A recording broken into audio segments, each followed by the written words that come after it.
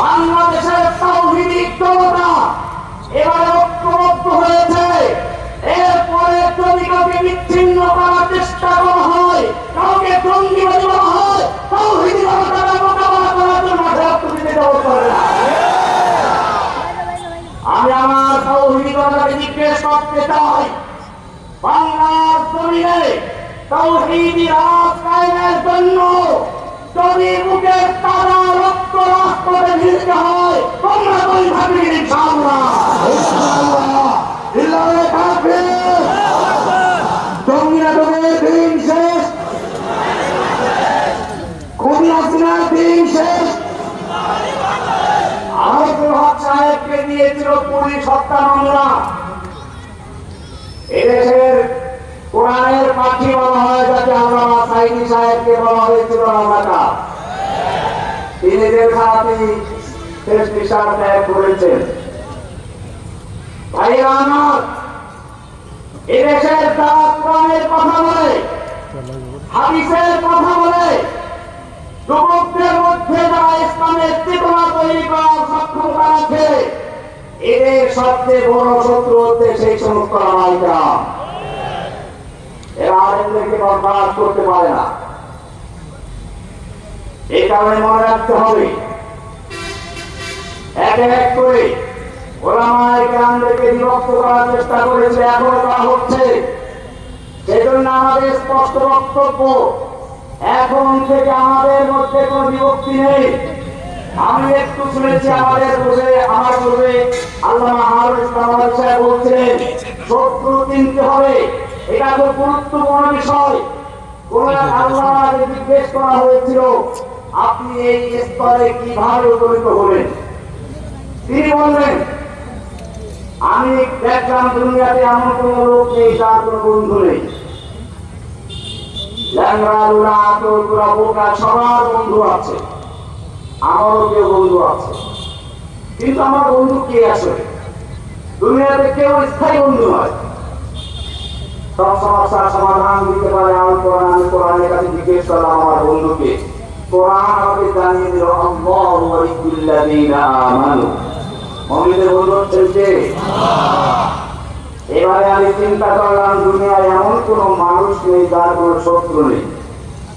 যত ভালো মানুষ তার শত্রু আছে, আমার শত্রুটা কি? আজকে যে শত্রু সে কালকে বন্ধু হয়ে যায়।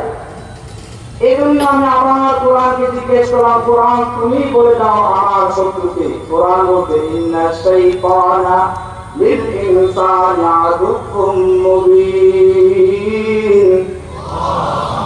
নিশ্চয়ই শয়তান হচ্ছে তোমাদের প্রকাশ্য শত্রু। বন্ধুকে, দুশমনকে। আল্লাহ যেহেতু বন্ধু, আল্লাহর পথে যারা চলে, আল্লাহর কথা বলে, আল্লাহ দিন প্রতিষ্ঠার কাজ করে, তারা সকলে আমার বন্ধু। সে যেভাবে হোক না কেন। অপরদিকে শয়তানের কথা যারা বলে, শয়তানের পথে যারা চলে, শয়তানের রাজ কায়েম করতে যারা চায়, তারা আমাদের শত্রু। পরিষ্কার হয়ে গেলে শত্রু আর শত্রু। আমাদের শত্রু ইসলামিক কোন দল নয়।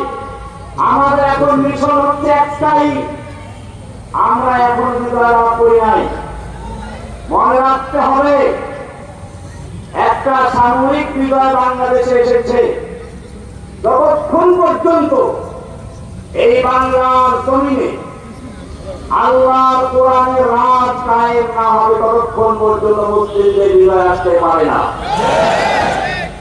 আল্লাহ সুবহানাহু ওয়া তাআলা কোরআনে বলেছেন রাসূলকে কেন পাঠানো হয়েছিল।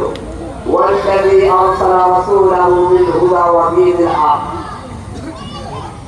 যদি প্রশ্ন করা হয় লিমাযা আরসালাল্লাহু তাআলা রাসূলাহু বিল হুদা ওয়া দীনিল হক, আল্লাহ তাআলা কেন তার রাসূলকে হিদায়াত এবং দ্বীনে হককে প্রেরণ করেছেন? উত্তর কি হবে?